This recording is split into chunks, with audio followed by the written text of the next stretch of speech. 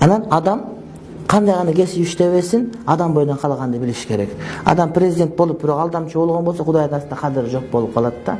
Ошого кандай иш силерге берилди, ошону так аткарганга аракет кылгыла. Экинчи маселе, иштеп аткан ишиңерге кыянат кылбагыла.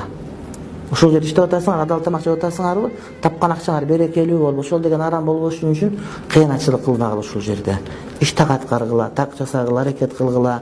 Ошол тапшырмага так аткарганга аракет кылсаңар, иншалла Кудай таалам тапкан тыйыныңарга береке берет. Ошол тыйындан көргөн пайдаңар силер үчүн иншалла жакшылыктуу болот да, алдабаш керек эч убакта. Анан ата-эненин урмат-сыйын ордуна коюш керек. Аларга телефон чалып, байланышып туруш керек. Анан колуңардан келишинче ошол тапкан тыйыныңарды мындай эртеңки келечекке бир капитал боло турганга аракет кылыш керек. Аны көп жеп, көп ич аяк бияка өткөрүп жибербестен, ошол нерсени чогултуп башка кылып, ошондо бир нерсе пайда болуп калса, турмушка чыга эле кыздар сеп кылган көзүнө турмушка